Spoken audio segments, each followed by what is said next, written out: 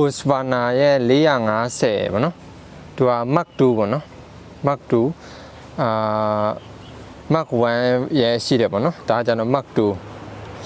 သူက2022နာမှာထွက်မှာပေါ့နော် Mark 2ကကြတော့သူကဒီ Husqvarna brand ကကြတော့သူက Sweden brand ပေါ့နော် Sweden သူရဲ့ဒီ2D နဲ့တက်စီနေပေါ့နော်သူ original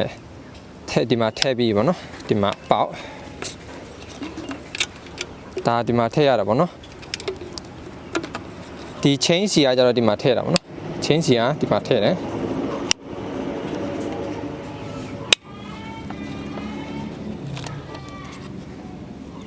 ဒီသူကကြတော့တခြား chain စုံနဲ့မတူတော့သူကဒီမှာ C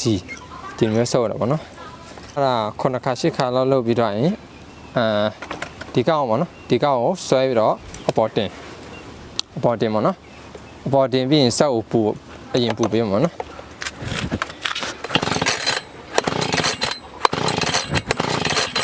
ဆိုရပြီ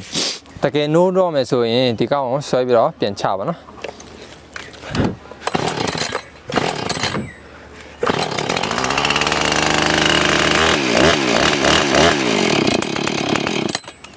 ဒီလိုဆွဲပြီးတော့ရင်ဆက်ပြန်ပိတ်တယ်ပေါ့နော်လို့ chain ကိုဆက်ပဲနိုးမယ်ဆို chain ကို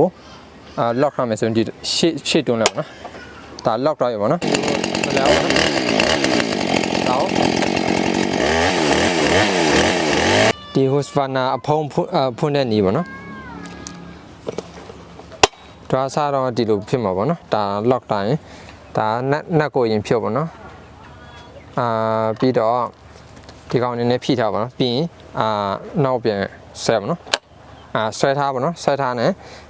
ဒီဆွဲထားပြီးရင်အဖုံးကိုဖြုတ်လို့ရတယ်မနော်ပြန်တက်လို့ရတယ်မနော်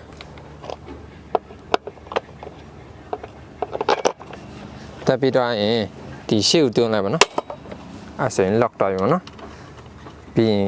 ဒီ chain ရှာရှိတာချိန်လို့ရတယ်မနော်ဒီကနေ chain တွေချိန်လို့ရတယ်မနော်